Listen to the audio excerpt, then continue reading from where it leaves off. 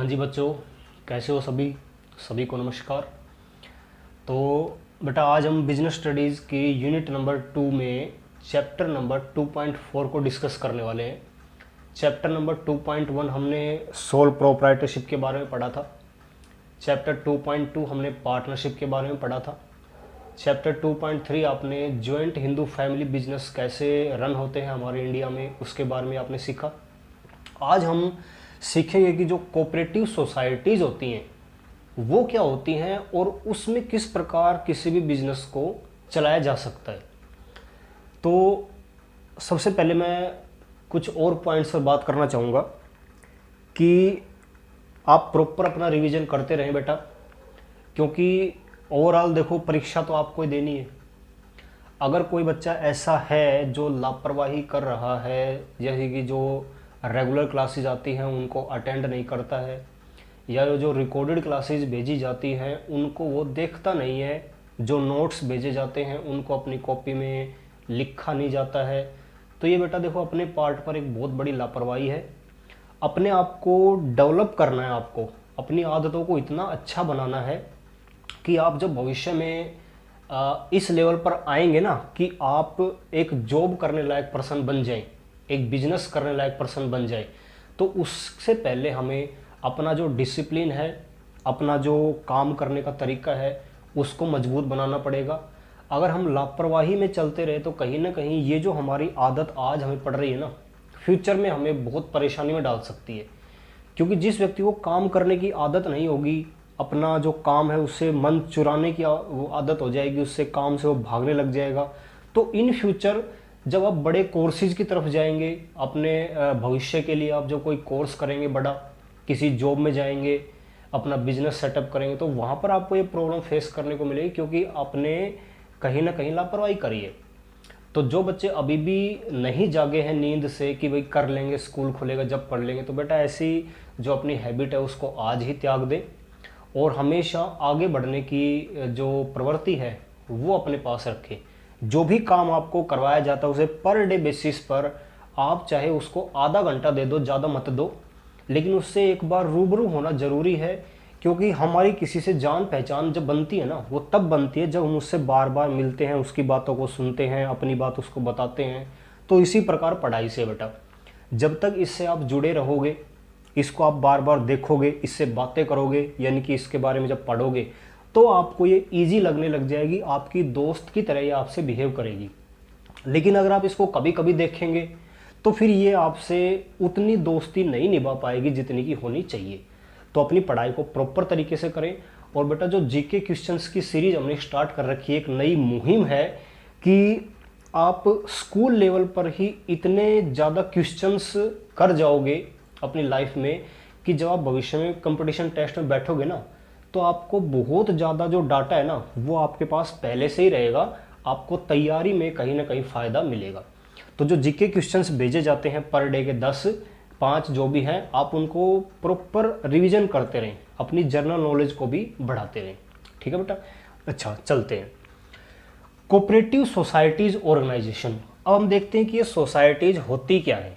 देखो, नाम दो चीज़ों से मिलकर बना है, को ऑपरेशन और सोसाइटी। कोऑपरेशन का मतलब होता है साथ,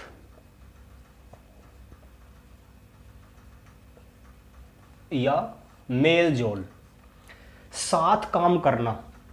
और सोसाइटी का मतलब है कोई ग्रुप या कोई ऑर्गेनाइजेशन। हमने कोई संस्था बना ली जिसमें कि हम मिलजुल कर काम करेंगे, तो ऐसी संस्था को हम कहते हैं कोऑपरेटिव सोसाइटी। यानी कि एक वॉलेंट्री एसोसिएशन होता है ये पर्सन्स का, कुछ लोगों के द्वारा स्थापित किया गया एक वॉलेंट्री एसोसिएशन, अपनी इच्छा से बनाया गया एसोसिएशन, जिसमें कि सभी लोग मिलजुल कर काम करते हैं। कुछ लोग मिलते हैं, पैसा लगाते हैं और उस पैसे को लगाकर कोई ना कोई ऐसी पर्टिकुलर सोसाइटी का निर्माण करते हैं जिसकी उन्हें आवश्यकता है। देखो, सोसाइटी का मतलब तो ये हो गया कि हम मिलजुल कर कोई बिजनेस करना चाहते हैं। ये पार्टनरशिप से हटके है, जॉइंट हिंदू फैमिली से हटके है, क्योंकि इसके प्रोविजंस अलग होते हैं। आपको जिस प्रकार की प्रॉब्लम आ रही है आज के सिनेरियो में, आपको मार्केट में डिफरेंट डिफरेंट टाइप्स की प्रॉब्लम आती हैं। मेरे को पैसों की प्रॉब्लम आती है कि मेरे को पैसों की आवश्यकता है और बैंक के पास मैं जाता हूँ या मैं किसी दूसरे पर्सन के पास जाता हूँ तो मुझे महंगा लोन मिलता है, इंटरेस्ट रेट बहुत महंगी होती है। तो मैं क्या करता हूँ, मैं एक सोसाइटी के पास जाता हूँ, यानी कि एक सोसाइटी बनाने की प्रक्रिया स्टार्ट करता हूँ कि क्यों ना हम कुछ व्यक्ति मिलकर एक ऐसी सोसाइटी, एक ऐसा ग्रुप बनाएं जिसमें कि कई व्यक्ति आपस में जुड़ेंगे। वो व्यक्ति अपने घर से पैसा ला लाकर उस सोसाइटी में जमा करवाएंगे, उस बिजनेस में जमा करवाएंगे। और होगा क्या कि जब भी किसी ज़रूरतमंद इंसान को पैसे की आवश्यकता पड़ेगी तो उस पैसे से उसको लोन दे देंगे, लेकिन जो इंटरेस्ट रेट रहेगी वो बहुत ही सस्ती रहेगी, मार्केट की इंटरेस्ट रेट से बहुत ही सस्ती।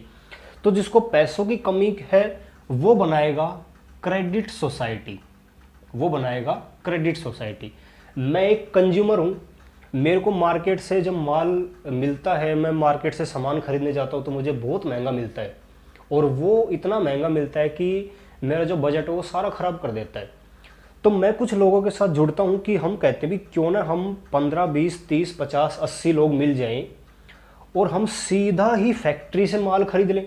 क्योंकि आप अकेले व्यक्ति जब फैक्ट्री में जाओगे तो आपको प्रोड्यूसर माल नहीं देगा, जो प्रोड्यूसर है वो आपको माल नहीं देगा, क्योंकि वो सिंगल यूनिट कभी भी नहीं देते हैं। हाँ, उनसे आप बल्क में बहुत ज़्यादा बड़ी मात्रा में माल खरीदोगे तो आपको दे देंगे। तो हम लोग कुछ लोग मिलते हैं जिनको ये प्रॉब्लम सता रही है कि भी मार्केट से महंगा माल मिलता है। मैं ऐसे लोगों से संपर्क करके 80, 90, 100, 150 कुछ लोगों को इकट्ठा करता हूँ और कहता हूँ भी क्यों ना हम 150 व्यक्ति मिलकर जब फैक्ट्री में माल खरीदने जाएंगे तो हम क्या करेंगे, वहाँ से बहुत ज़्यादा सामान ले आएंगे इकट्ठा, सस्ता पड़ेगा, फैक्ट्री रेट पर पड़ेगा, और उसे लाकर अपनी सोसाइटी में, अपना जो बिजनेस है, ऑफिस है, उसके गोडाउन में रख लेते हैं। और जिस व्यक्ति को हम 150 में से जिसको उस सामान की आवश्यकता पड़ेगी हम उसे फैक्ट्री रेट पर दे देंगे। तो मार्केट में जो चीज़ मेरे को 200 रुपये में मिलती थी, अब मैं सोसाइटी से जुड़ गया हूँ तो वही चीज़ मेरे को 80 से लेकर 100 रुपये तक पड़ती है। यानी बीच में जो मीडिएटर्स थे, मिडलमैन, वो जो अपना प्रॉफिट ऐड करते थे, मैं उनको एलिमिनेट करके आ रहा हूँ। क्योंकि मैं सीधा किससे कांटेक्ट करता हूँ, मैन्युफैक्चरर से। तो वहाँ से मुझे जो माल मिलेगा वो सस्ता मिलेगा। तो मैं कुछ लोगों के साथ मिलकर इस प्रकार की सोसाइटी खरीद कर बना लेता हूँ, और उस सोसाइटी को हम कहते हैं कंज्यूमर सोसाइटी, उपभोक्ता समिति। हिंदी में सोसाइटी को बोलते हैं समिति। इसके बाद मेरे को सस्ता घर चाहिए, मार्केट में तो बहुत हाई रेट है, मेरे को सस्ता घर चाहिए या उस घर के लिए लोन चाहिए, वो भी सस्ता। तो मैं ऐसे लोगों से संपर्क करूंगा जिन्हें घर की प्रॉब्लम है और वो लोग घर खरीदना चाहते हैं लेकिन मार्केट के महंगे लोन की वजह से घर नहीं बना पा रहे हैं, उनके पास प्रॉपर्टी नहीं है। तो मैं मिलकर अपनी एक सोसाइटी तैयार करता हूं उन लोगों के साथ, जिसका नाम होगा हाउसिंग कोऑपरेटिव सोसाइटी, जो कि घरों की समस्याओं को दूर करेगी। तो जिस प्रकार की प्रॉब्लम इंसान को आती है वो उसी प्रकार की सोसाइटी बना लेता है, और सोसाइटी बनने से बहुत ज़्यादा फायदे होते हैं। एक तो इसके ऊपर जो टैक्स लगता है गवर्नमेंट के द्वारा वो बहुत ही कम होता है। फिर इसके अंदर जो प्रोविजंस होते हैं, सीधा आप मैन्युफैक्चरर से यहाँ से चीज़ जो बनती है उससे आप संपर्क करते हैं। तो जो बीच का जो प्रॉफिट्स होता है, जिसकी वजह से हमारी पॉकेट हल्की होती है, बजट हमारा बिगड़ता है, वो सारी कॉस्ट हमारी बीच से हट जाती हैं और हमें सस्ती चीज़ें मिलने लग जाती हैं, और कहीं ना कहीं मार्केट की जो प्रॉब्लम्स हम फेस करते हैं उससे बच जाते हैं। फॉर एन एग्जांपल एक और बताता हूँ। एक सोसाइटी होती है फार्मिंग सोसाइटी। जो किसान भाई होते हैं उनको खेती बाड़ी करने में बड़ी प्रॉब्लम आती है। वो कहते भी बाहर से मैं जो टेक्निक मंगवाता हूँ, मेरे को ट्रैक्टर खरीदना है, मेरे को बीज खरीदने हैं, उर्वरक खरीदने हैं, फर्टिलाइजर्स बोलते हैं जिनको, सीड्स बोलते हैं, इनको परचेज करना है, वो भी बढ़िया क्वालिटी का, लेकिन मेरे को ये चीज़ें बहुत महंगी मिलती है और मैं अपनी जो खेती है उसको बढ़िया तरीके से नहीं कर पा रहा हूँ, क्योंकि मेरे को बढ़िया क्वालिटी के बीज, बढ़िया क्वालिटी का फर्टिलाइज़र और जो चीज़ें इक्विपमेंट चाहिए मेरे को खेती के लिए वो मेरे को नहीं मिल पा रहे हैं, बहुत महंगे हैं।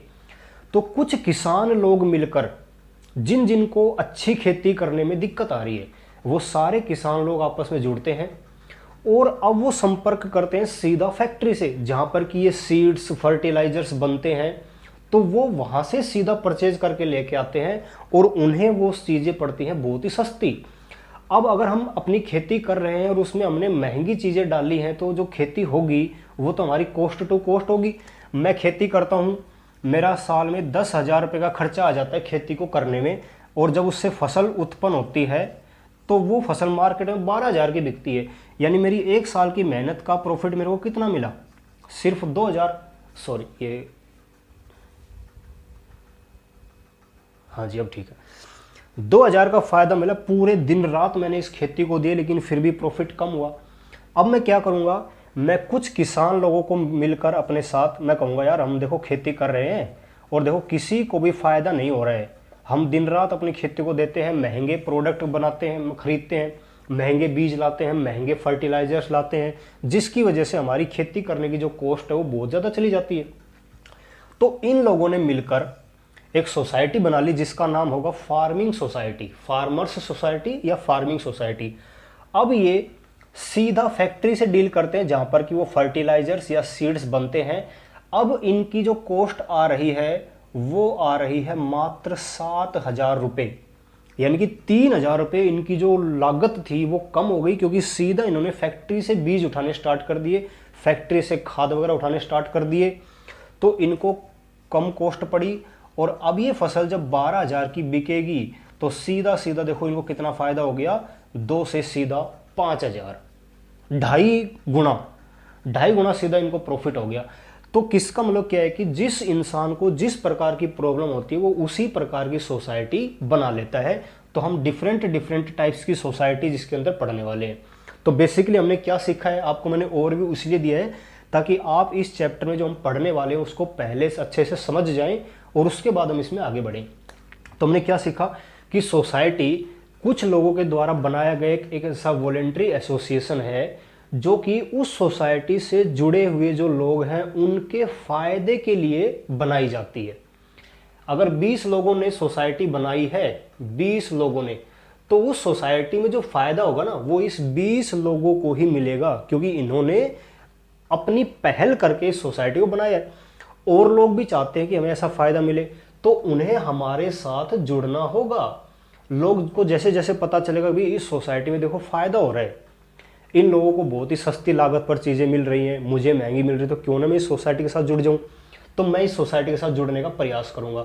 और जैसे जैसे लोगों को बेनिफिट पता चलेंगे, सोसाइटी के मेंबर्स की जो संख्या वो क्या होती जाएगी, बढ़ती जाएगी। तो सोसाइटी कुल मिला के उस सोसाइटी के साथ जुड़े हुए जितने भी लोग हैं उनको फायदा पहुंचाने के लिए बनाई जाती है। ठीक है बेटा, तो मैं उम्मीद करता हूं कि आप लोगों को इसका बेसिक जो कॉन्सेप्ट है वो अच्छे से समझ में आ गया होगा कि हम क्या पढ़ने वाले हैं। अब देखिए, जो सोसाइटी होती है, सोसाइटी इज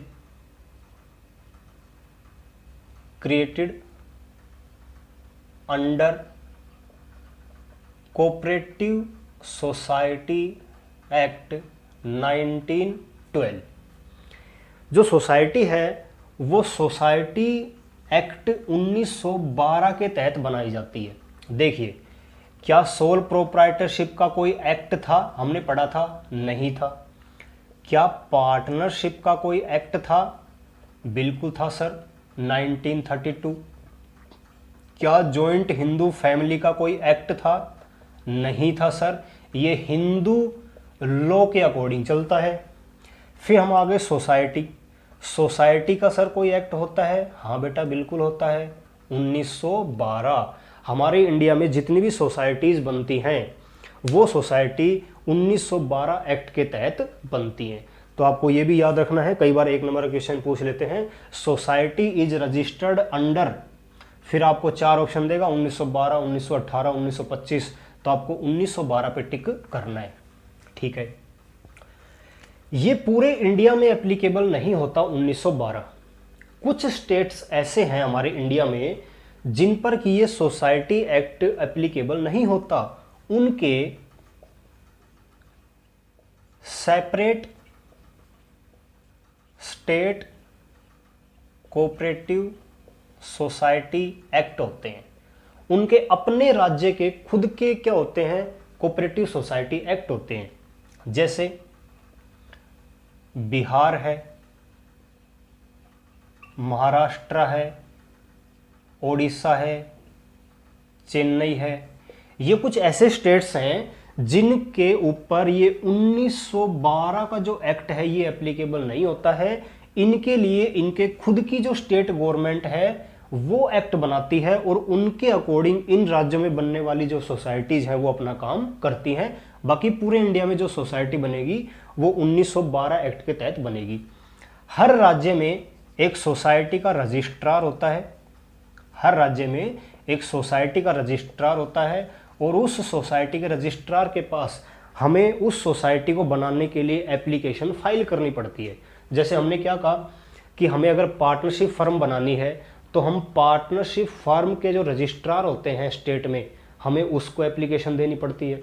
हम सोसाइटी बनाने जा रहे हैं तो सोसाइटी का भी रजिस्ट्रार होता होगा, इसकी भी हमें ऑनलाइन एप्लीकेशन फाइल करनी पड़ती है, अपने कुछ जो डॉक्यूमेंट्स हैं वो भेजने पड़ते हैं। सोसाइटी का रजिस्ट्रार इन डॉक्यूमेंट्स को चेक करेगा, इनकी अथेंटिकेशन को वेरीफाई करेगा और अगर उसे लगता है कि सारी जो चीज़ें हैं वो सही हैं, सारे डॉक्यूमेंट्स ओरिजिनल है, एकदम सही पर्पज़ से सोसाइटी बन रही है, सभी मेंबर्स की जो डिटेल है वो सही है, तो वो सोसाइटी को रजिस्ट्रेशन सर्टिफिकेट दे देता है। तो ये होता है इसका रजिस्ट्रेशन प्रोसेस, जो कि हमारे चैप्टर में आगे आएगा, मैंने अभी आपको डिस्कस कर दिया। ठीक है बेटा। तो सोसाइटी रजिस्टर्ड भी आपने सीख ली कैसे होती है, किस एक्ट के तहत बनती है। अब बात करते हैं मेंबर्स के ऊपर, कितने सदस्य होने चाहिए। मैं आपको कंपैरिजन भी सिखाता रहूंगा। सोल प्रोप्राइटरशिप हमने चैप्टर पढ़ा था 2.1, एकाकी व्यापारी, उसमें कितने मेंबर्स होने चाहिए, एक ही होता है कर्ता धर्ता। फिर हमने कहा भी पार्टनरशिप फर्म के अंदर हमने कहा कि मिनिमम 2 होने चाहिए और ज़्यादा से ज़्यादा कितने होने चाहिए बेटा, 50। फिर हमने कहा joint Hindu family business, joint Hindu family business में कोई नहीं है क्योंकि भाई परिवार का बिजनेस है, परिवार के कितने ही सदस्य हो सकते हैं, अनलिमिटेड कितने ही सदस्य हो सकते हैं। फिर हमने कहा सोसाइटी, समिति में कितने होने चाहिए। अब देखिए, कम से कम 10 एडल्ट्स मेंबर, 10 वयस्क मेंबर होने चाहिए। वयस्क यानी 18 साल से ऊपर के 10 इंसान, कोई भी 18 साल से ऊपर के 10 व्यक्ति मिलकर एक सोसाइटी को बना सकते हैं। कम से कम 10 मेंबर होने चाहिए और 10 के 10 18 साल से ऊपर के होने चाहिए। 18 साल से ऊपर के इंसानों को बोला जाता है एडल्ट्स और 18 साल से नीचे के व्यक्ति को बोला जाता है माइनर। इसके बाद हम बात करते हैं मैक्सिमम। मैक्सिमम कितने हो सकते हैं बेटा, मैक्सिमम हो सकते हैं बेटा अनलिमिटेड, कितने ही सदस्य मिलकर सोसाइटी बना सकते हैं। लेकिन इसमें एक एक्सेप्शन है, इसमें एक अपवाद है, एक्सेप्शन है। एक्सेप्शन क्या कहता है कि एक सोसाइटी होती है, उसका नाम याद रखना बेटा, क्रेडिट सोसाइटी। वो सोसाइटी जो कि लोगों को उधार प्रदान करती है, किन लोगों को, जो उस सोसाइटी से जुड़े हुए हैं। एक मान लो सोसाइटी है, उसमें 28 लोग हैं और ये सोसाइटी है क्रेडिट सोसाइटी। इसका मतलब ये सोसाइटी क्या काम करती है, इन 28 व्यक्तियों में से जिसको भी पैसों की आवश्यकता उसे सस्ते रेट पर ब्याज वो देती है, लोन देती है। तो ये अगर सोसाइटी है तो इसमें लिमिट रखी हुई है एक्ट ने 100। 1 नंबर का क्वेश्चन बहुत बार पूछा गया है और जब आप कंपटीशन टेस्ट में फाइट करेंगे तो वहां पर भी ये चैप्टर काफ़ी बार आता है। बड़े बड़े जो एग्जाम होते हैं हमारे कंपटीशन के, उसमें जीके क्वेश्चंस की सीरीज में सोसाइटी से क्वेश्चन पूछे जाते हैं, सोसाइटी से, कंपनी से। तो कंपनी हम इसके जस्ट बाद पढ़ने वाले हैं। देखिए, सोसाइटी बनाने के लिए कम से कम 10 मेंबर्स का होना जरूरी है। ज़्यादा से ज़्यादा सबसे पहले आप याद रखेंगे अनलिमिटेड, कितने भी हो सकते हैं। लेकिन एक सोसाइटी ऐसी है हमारे इंडिया में जिसके लिए ज़्यादा से ज़्यादा मेंबर्स 100 हो सकते हैं, 100 से ज़्यादा नहीं हो सकते। और वो सोसाइटी कौन सी है बेटा, क्रेडिट कोऑपरेटिव सोसाइटी। आपको क्रेडिट वर्ड याद रखना है। जिस सोसाइटी के साथ क्रेडिट वर्ड लग जाए ना, उसमें ज़्यादा से ज़्यादा 100 व्यक्ति हो सकते हैं, और अदर्स में कितने हो सकते हैं? अनलिमिटेड। कम से कम 10 होने चाहिए, चाहे कैसी भी सोसाइटी हो। अच्छा जी, बहुत बड़े सर, हमने बेसिक प्रोविजंस को काफ़ी अच्छे से पढ़ा है। ये सारी बातें बेटा मैंने नोट्स के अंदर लिखी हुई हैं, आपको बिल्कुल भी टेंशन लेने की आवश्यकता नहीं है कि सर आप बता रहे हो फिर इसको इरेज कर रहे हो, कैसे याद रहेगी। सब कुछ मैंने नोट्स के अंदर दिया हुआ है, आपको 1% भी टेंशन लेने की आवश्यकता नहीं है। जब तक हम हैं, हमारे रहते आपको कोई टेंशन की आवश्यकता नहीं रहेगी। इस चैप्टर के नोट्स मैं आपको कल सेंड कर दूंगा, सॉरी आज सेंड कर दूंगा, और ये जो वीडियो है वो आप इस चैप्टर से गो थ्रू कर सकते हैं। ठीक है, तो स्टार्ट करते हैं। हमने आपको बेसिक चीज़ें बता दी हैं, अब हम इसके फीचर्स की बात करते हैं। फीचर्स कि आपने जो सोसाइटी बनाई है उसकी क्या विशेषताएं, हर किसी के फीचर्स होते हैं। तो देखिए बेटा, फीचर्स सबसे पहले है, पहला फीचर है वॉलेंट्री मेंबरशिप। वॉलेंट्री का मतलब होता है अपनी इच्छा से, और मेंबरशिप का मतलब होता है सदस्य। कोई भी व्यक्ति अपनी इच्छा से किसी भी सोसाइटी में शामिल हो सकता है। कोई भी व्यक्ति अपनी इच्छा से किसी भी प्रकार की सोसाइटी में शामिल हो सकता है। जब उसका मन करे उस सोसाइटी को छोड़ सकता है, एक प्रॉपर नोटिस देने के बाद।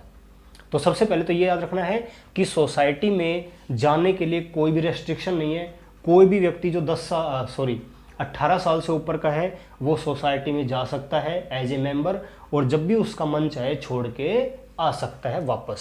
सबसे पहला फीचर। बात करते हैं लीगल स्टेटस। सोसाइटी का जो लीगल स्टेटस होता है वो होता है सेपरेट फ्रॉम इट्स मेंबर्स। यानी कि मेंबर्स मर जाते हैं, छोड़ के चले जाते हैं, इससे सोसाइटी के कानूनी जो एग्जिस्टेंस है, जो अस्तित्व है, उस पर कोई फर्क नहीं पड़ेगा। मेंबर्स के आने से जाने से इसके चाल चलन पर कोई प्रभाव नहीं पड़ेगा। ये सोसाइटी रेगुलर चलती रहेगी। ठीक है बेटा, इसी में मैं एक बात बताना चाहूँगा कि कोई भी ऑर्गेनाइजेशन कोऑपरेटिव, ये एक वर्ड हम यूज करते हैं सोसाइटी के साथ, कोऑपरेटिव। कहते हैं कि इस वर्ड को कई बार 1 नंबर का क्वेश्चन आएगा पक्का। कोऑपरेटिव वर्ड वही यूज कर सकता है, कोई भी बिजनेस कोऑपरेटिव वर्ड तभी यूज कर सकता है जब वो 1912 एक्ट के तहत रजिस्टर्ड हुआ हो। मैं अपने बिजनेस में कोऑपरेटिव वर्ड का यूज नहीं कर सकता। मैं अपने बिजनेस के नाम के साथ कोऑपरेटिव वर्ड वही बिजनेस यूज करेगा जो कि as a cooperative society act 1912 या जो स्टेट एक्ट होते हैं कुछ राज्यों के, उनके तहत जब तक वो सोसाइटी नहीं बनी हो वो कोऑपरेटिव वर्ड का यूज नहीं करेगी। वो इसी लीगल स्टेटस के अंदर आता है। तीसरा बेटा, लिमिटेड लायबिलिटी। हर सदस्य की लायबिलिटी उतनी ही होगी जितनी उसने कैपिटल लगाई है, अप टू कैपिटल इन्वेस्टेड। जो भी मेंबर आता है वो देखो कुछ ना कुछ तो पैसे लेके आएगा, तो जितने वो पैसे लगाता है मेंबर बनने के लिए, उससे ज़्यादा उससे लोन की रिकवरी नहीं होगी। अगर सोसाइटी में पैसा नहीं है और सोसाइटी के लोन ज़्यादा हैं तो उन लोन को चुकाने के लिए हर मेंबर से उतना ही पैसा मंगवाया जाएगा जितनी उन्होंने कैपिटल लगाई थी। यानी लायबिलिटी यहाँ पर अनलिमिटेड नहीं है, लिमिटेड है। फिर है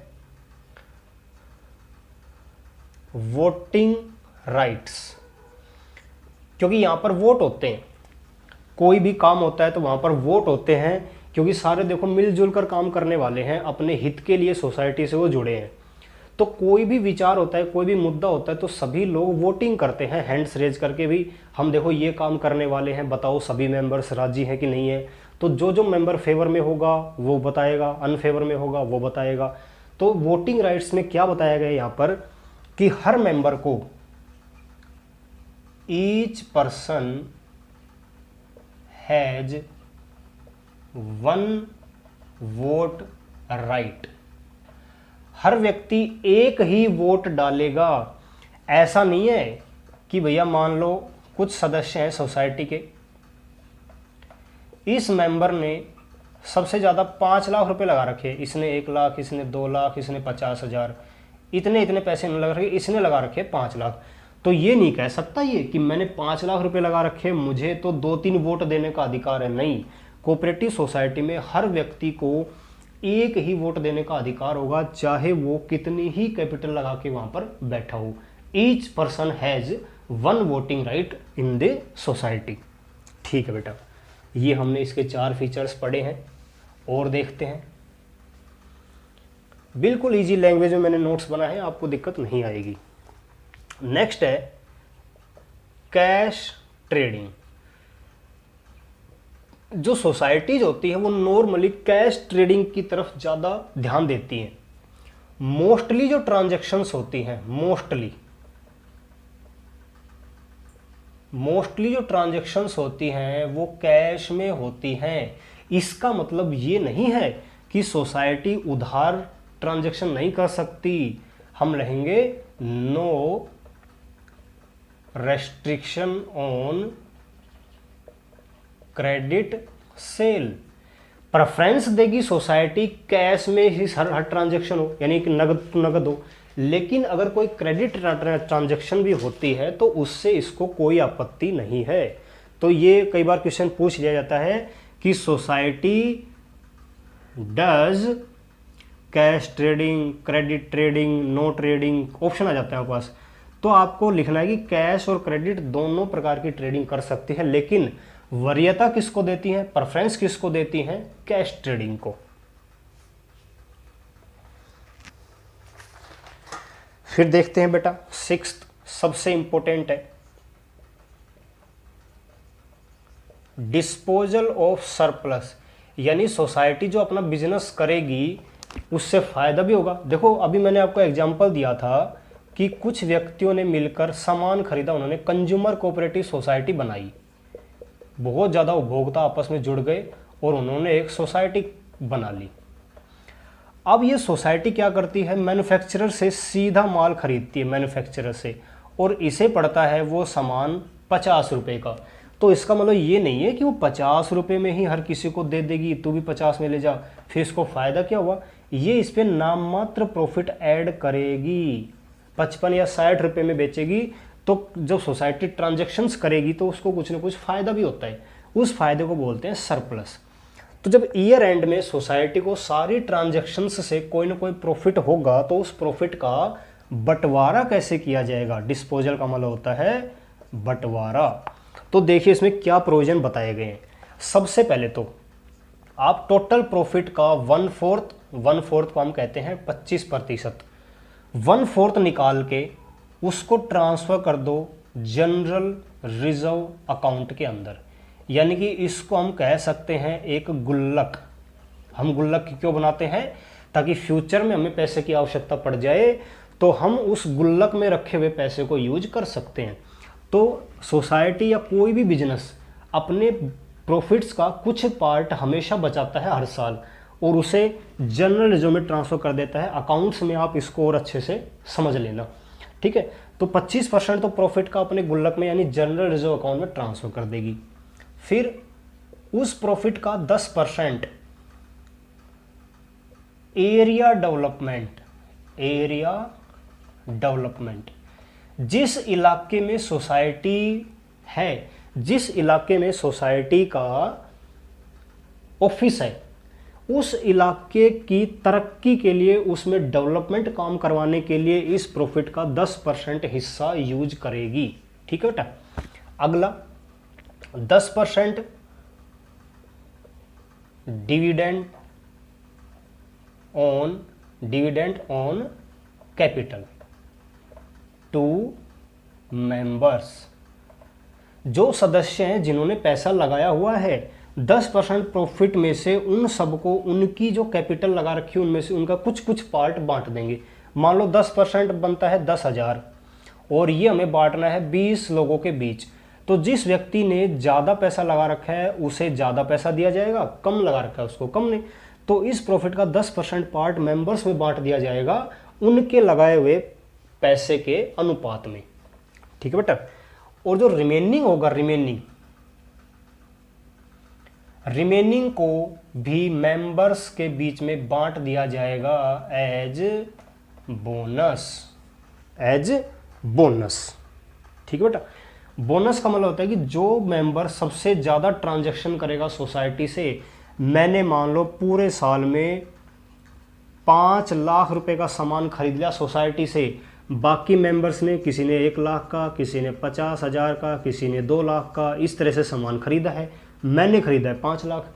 तो जो रिमेनिंग प्रॉफिट बचेगा ये सब करने के बाद, तो उसका सबसे ज़्यादा बोनस मेरे को मिलेगा, बाकी मेंबर्स को बोनस मिलेगा उनके खरीदे गए सामान के अनुपात में।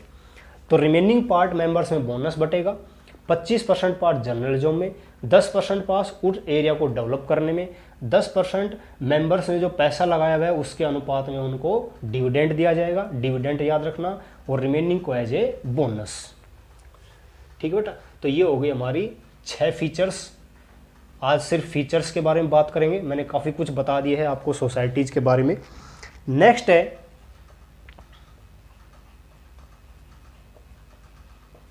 Arrangement of finance. पैसे की व्यवस्था कहाँ से करते हैं ये? एक तो इनको कैपिटल फ्रॉम मेंबर्स, जो मेंबर्स होते हैं वो इनको पैसा देते हैं मेंबर्स बनने के लिए, कैपिटल। दूसरा लोन फ्रॉम गवर्नमेंट, चूंकि सोसाइटीज़ के ऊपर गवर्नमेंट का कंट्रोल होता है तो गवर्नमेंट से ये लोन भी ले लेती हैं।